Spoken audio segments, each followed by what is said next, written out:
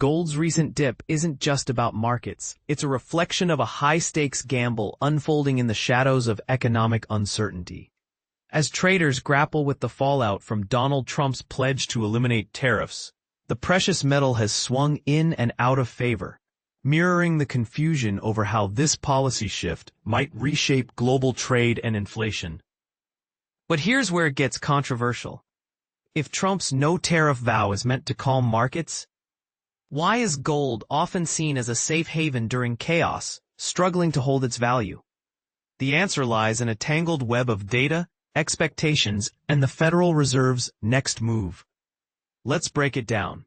The U.S. Bureau of Labor Statistics dropped a report this week showing that core inflation, which strips out volatile food and energy prices, accelerated in July to its fastest pace since January.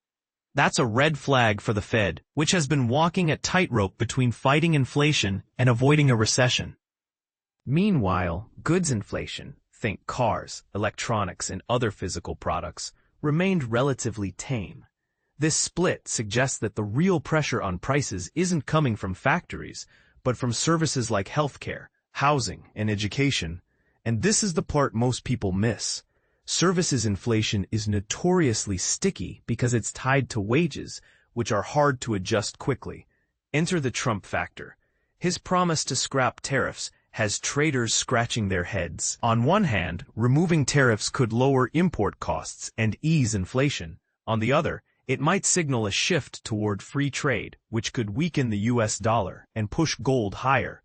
But here's the catch.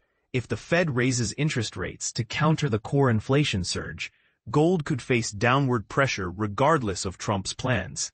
It's a classic case of conflicting signals, and the market is left guessing which force will dominate. So, who's right? Are tariffs a shield or a sword for the economy? Does Trump's no-tariff pledge actually help or hurt long-term price stability?